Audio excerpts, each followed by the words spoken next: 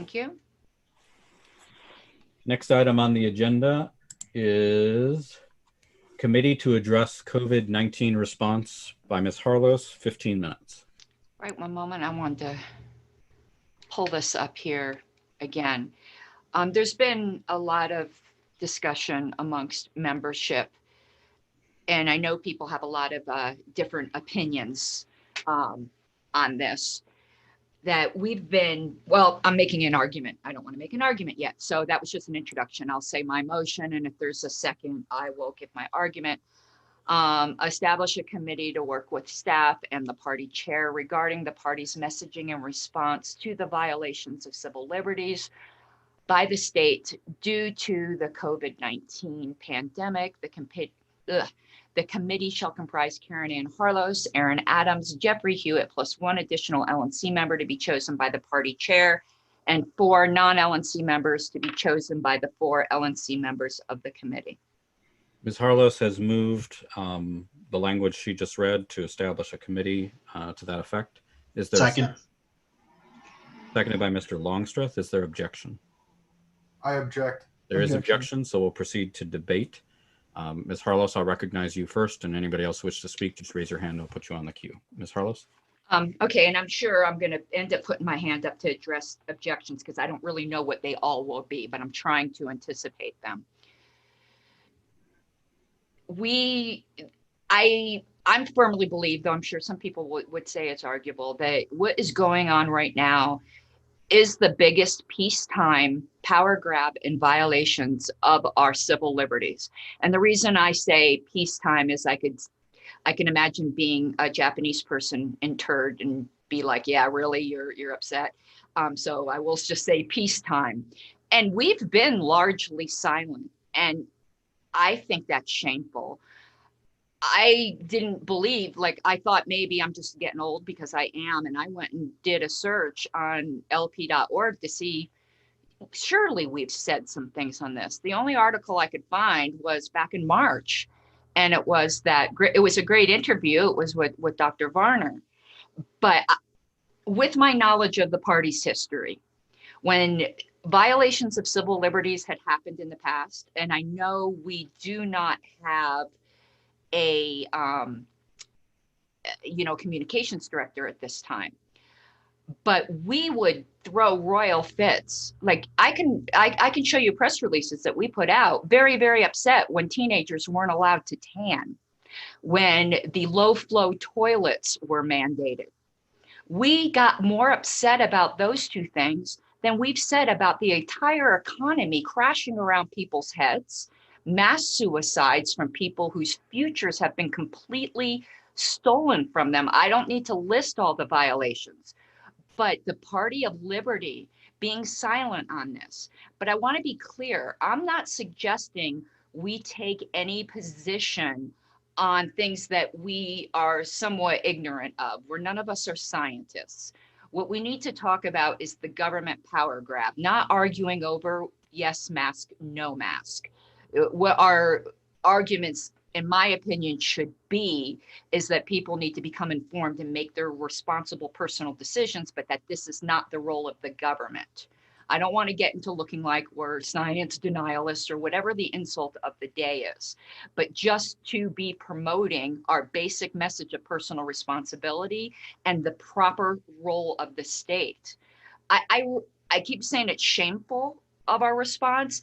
That is too mild of a word. I don't think the English language has a word for the way we have abdicated our duty here.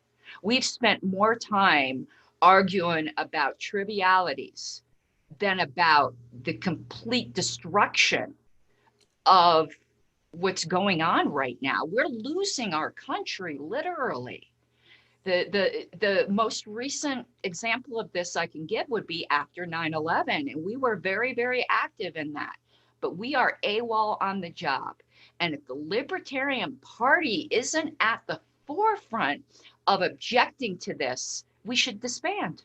Honestly, we have just become existing to have meetings and existing to perpetuate ourselves, not freedom. And I will address objections. I'll just get in line for objections. Thank you. Thank you, Ms. Harlos. Let me just read, there's a lot of hands up, so let me just read the order so everybody knows what the order is.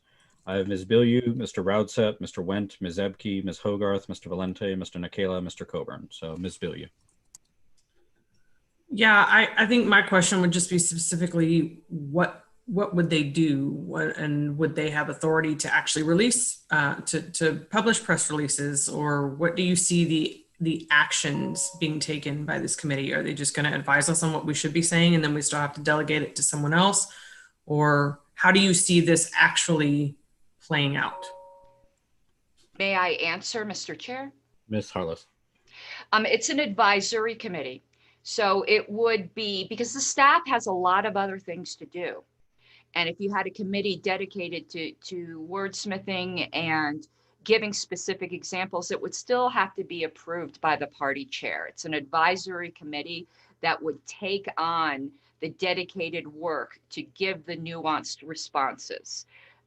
Because staff just simply doesn't have time to do that right now. And I would say probably the chair doesn't either. So it's advisory only. They are not empowered to do anything unilaterally. Ms. Bilyeu, did that answer your question?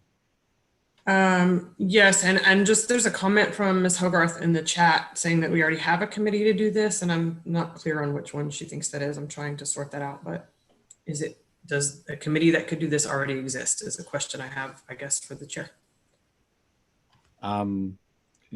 Was that rhetorical, or do you want an answer from me? No, I would like an answer. I'm trying to decipher this right now because I'm not on our list one that might do that. But so my answer would be two. I think we do have. I mean, we obviously have a chairs committee on media and messaging. I think it would fall within their area of. They would be able to do it if they wanted to. But secondarily, and I said this in my chair's report, everybody on this call, every libertarian can give me advice, and you do whenever you want, without the existence of a committee. And, on an almost daily basis, somebody sends me, hey, this article is neat. Hey, this thing is neat. Hey, this thing is neat. And we share it. And then you just clarified this in the chat, APRC, they're a veto point on stuff. They don't produce content. So that's why I wouldn't think they would be the natural fit for this. Does that answer your question, Ms. Bilyeu? Okay. I have Mr. Roudset and then Mr. Wendt. Mr. Roudset. Thank you. I'm not against the idea of messaging in this regards. And actually, I think Ms. Harlos has a very valid point that we have been oddly quiet on this. However, I'm against the creation of an official committee to do this, especially if the LNC votes to create this committee. And I see this as a temporary issue, or at least I hope COVID-19 is a temporary issue. And if a committee like this is needed, well, then it is still the chair's prerogative to create a advisory committee for himself in this regards without any need for the LNC to vote. So I don't see the rationale or the need to create via vote this committee. That's all I have to say. Thank you. Thank you, Mr. Roudset. I have Mr. Wendt and then Ms. Ebke. Mr. Wendt. Thank you, Mr. Chair. So I have a few issues with this motion and the creation of this committee. First, I'm not a real big fan of single-use committees.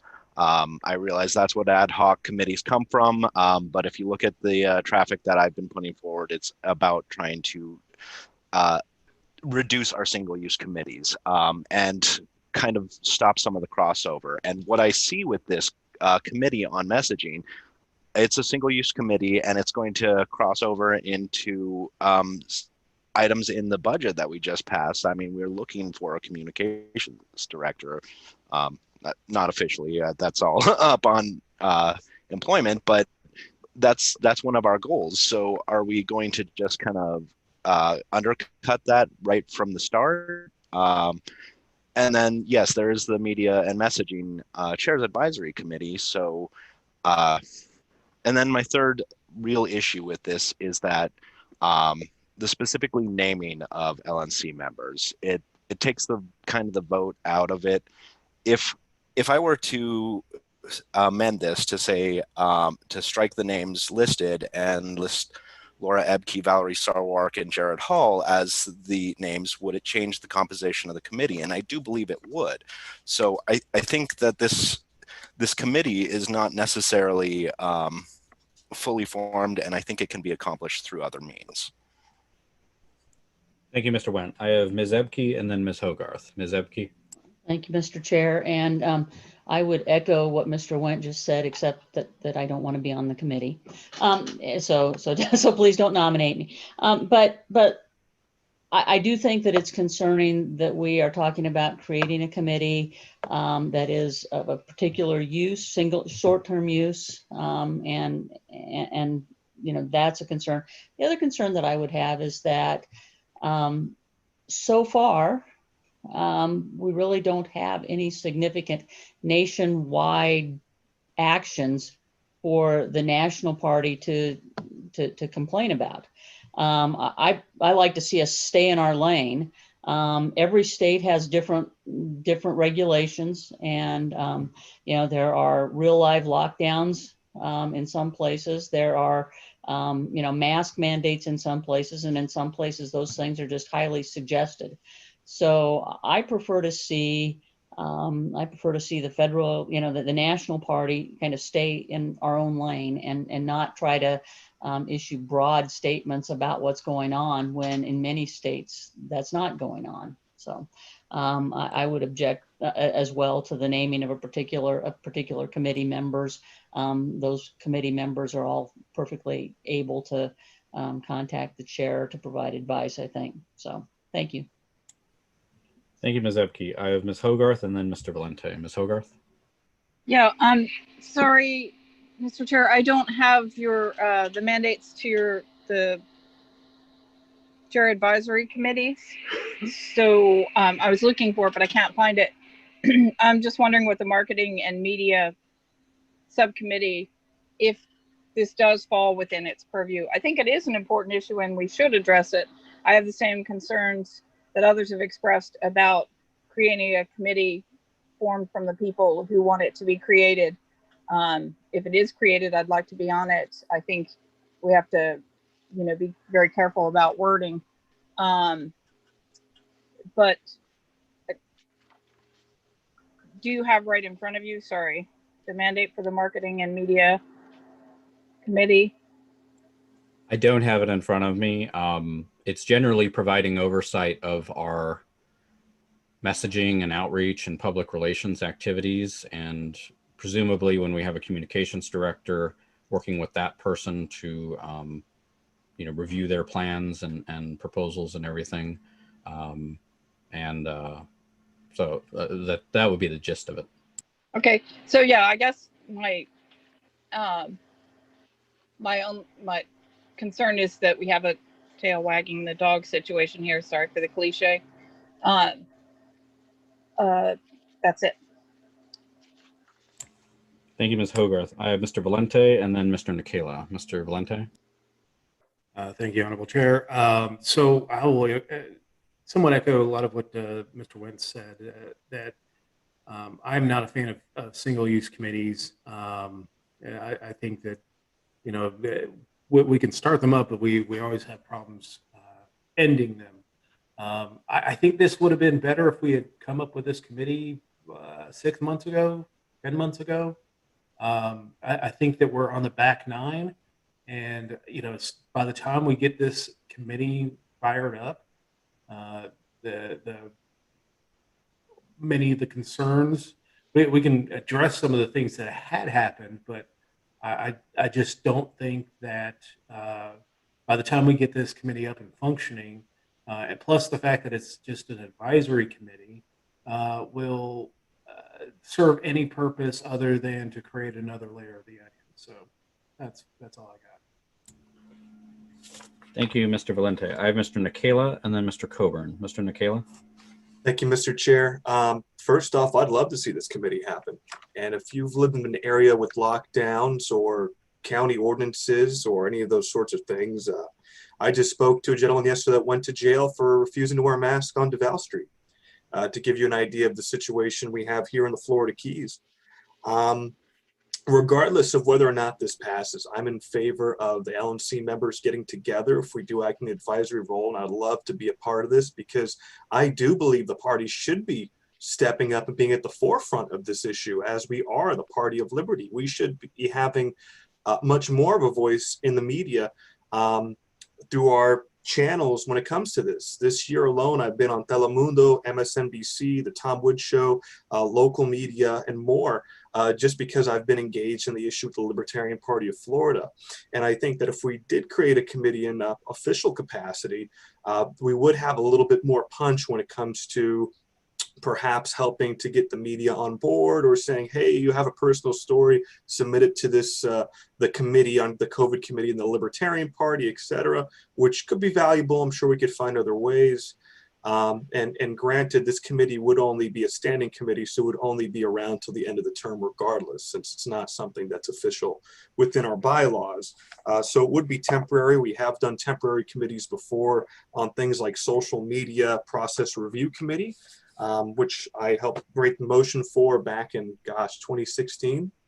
So we do these things time to time. I think our response hasn't been great. I think until we get a communications director in, we really haven't had a strategy on how we're going to address COVID. And I think that, like I said, regardless of whether or not this passes, I'd be happy to get with the people that are interested in putting something together, because we do need a more directed strategy on COVID. There is a lot of opportunity there, I believe, with a lot of what's going around in the country. We should be in California right now, but we're not. We're here on Zoom because Governor Newsom and the terrible, hypocritical laws that are being put into place over there, as well as other places. So I would like to capture the opportunity. Whether or not this passes, I definitely would like to get together with the others. And even if we're an unofficial, we'll call it ad hoc or just an LNC get-together group, I think that would even be sufficient. But whatever capacity, I do believe we should be at the forefront of COVID. Thank you. Thank you, Mr. Nikela. I have Mr. Coburn and then Mr. Smith. Mr. Coburn. Thank you. Quite a few comments here, but just to echo off of Mr. Nikela's remarks, I think it would certainly be appropriate for the members that have listed themselves in this proposal to get together as a group and perhaps make a press release or some other resolution that we can consider as the LNC. To be frank, I think there are other major affronts to our civil liberties that have happened recently that we have not responded to by creating a committee, creating an advisory committee. I would point back, I mean, it's still ongoing, but the Black Lives Matter movement was really a hot button issue just a couple months ago, and we didn't make an advisory committee on that. So I think that this is to be blunt and to be frank, it seems like a committee for the sake of creating a committee. It seems like there is a push here to have a committee that sounds official on the topic. And I'm against that. I would rather see us come with a proposal for a press release, come with a proposal for a resolution or a statement by the party, rather than just creating a committee. Thank you, Mr. Coburn. I have Mr. Smith and then Ms. Adams. Mr. Smith. Thank you, Mr. Chair. I can't find anything that I disagree with Karen Ann Harlos or Stephen Nikela on, for that matter. I do want to point out, Mr. Robsep stated that we don't know if COVID is temporary or not. That's true. What we do know is that the government overreach is definitely not going to be temporary. Anytime we've had any kind of national action like this, some of that tyranny always stays, depending on what the problem was. But I do think that the Libertarian Party is the only party that would push back on these government regulations. Obviously, the Democrats are pushing for more. The Republicans, there's some crazy QAnon people that are against this stuff, but their politicians continue to push for more. I think that the Libertarian Party needs to have a voice on this and needs to be the loudest voice at the front of this stuff. So if that's a committee to get that done, maybe that's a good idea. We still have the EPCC that can, the approval committee that can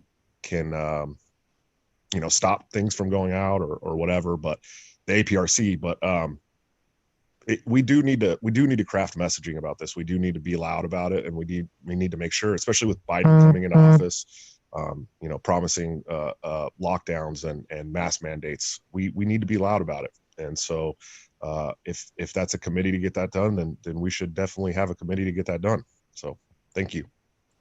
Thank you, Mr. Smith. I have Ms. Adams and then Mr. Phillips. Ms. Adams. So as someone who's listed in this, to be clear, to my own fault, here I get to throw out some character flaws for you. I have been so focused on budget. I'm sure that Ms. Harlows and I have discussed this at some point. I'm sure I agreed to be on this committee at some point if it were seated. It had completely slipped my mind. Yes, COVID is a huge deal for me. Yes, I think we should be responding. I do work in a healthcare field with a vulnerable population, so I do see both sides of these arguments. I am happy, however, if someone else would like to be seated on this committee instead of me, that's awesome. I do think maybe instead of calling it a COVID response committee, if we're going to seat a committee like this, maybe some type of crisis response committee, because there is always one crisis or another that is seated and called up only in response to things like, I don't know, the earthquake in Mexico in the 80s, Chernobyl incidences, whatever, whose job it is to try and craft messaging in response to a crisis might be a better fit than simply a single issue committee. I agree. I have issues with single issue committees. Typically, they take a whole lot of time to gear up and ramp up, and then the response comes late when it does come. So I agree. And yeah, I think there are a lot of different approaches on this. We should be saying something. We should get in front of the messaging. If this isn't the way to do it, it isn't the way to do it. If someone else would rather have my seat because they want to participate and they're uncomfortable that specific LNC members' names were listed, please know I am happy to do that. I'm happy to duck out in favor of someone else if that's what they would like to do. For me personally, I will continue to make whatever statements I feel as an individual I need to make about government overreach, regardless of what the LNC does. I would like to see us make some statements as a party, but that certainly isn't going to silence me from making the statement as an individual. I don't need permission to speak out against overreach, and it would be incredibly unlike me to ask for it. So, I mean, however we want to handle it, we do need to make a statement. When it was the 55-mile-an-hour speed limits, we were all over that shit, right? When it was Ebola and Zika, we did come out and speak about overreach, but on COVID, we've been silent. Yes, we need to address it, just like we need to address numerous other overreaches of government that we've continued to be silent about. However we decide to handle this, I just want to see us making a statement and handling it.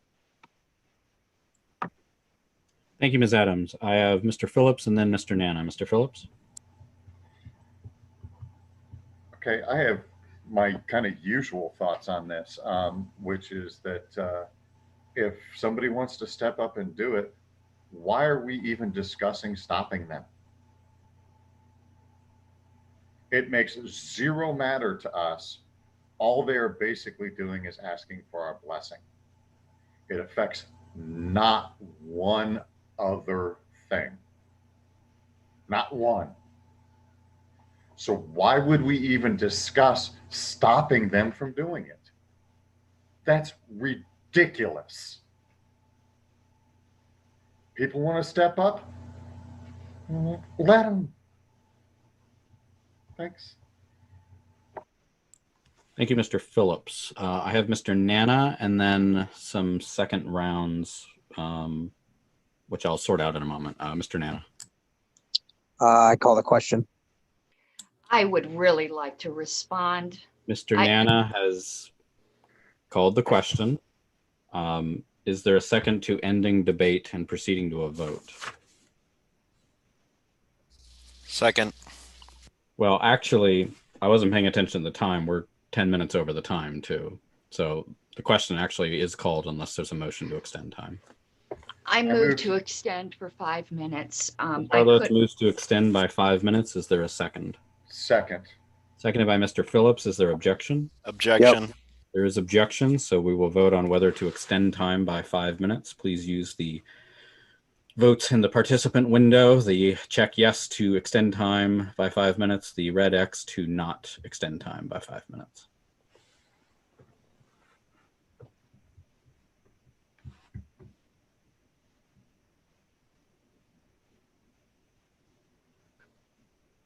Sorry, I inadvertently voted.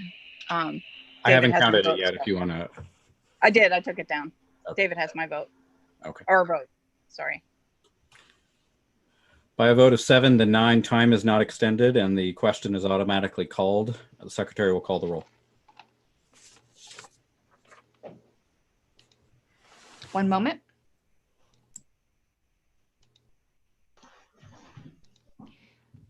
Ms. Bilyeu, I'm going to abstain. Mr. Coburn, No. Ms. Epke, No? Mr. Hagan. No. I will vote yes. Mr. Ferreira, No. Ms. Hogarth, David is voting for Yeah. Region 5. Mr. Valente, No. Mr. Longstreth, Pass. Mr. Mullman, I'll say yes. Mr. Nana, Yes. Mr. Nikela, I vote aye. Mr. Phillips, Yes. Mr. Radsep, No. Ms. Sarwark, No. Mr. Smith, Yes. Mr. Went, No. Mr. Longstreth, Yes. it's 7 yes and 8 no, and 1 express abstention. I will vote no.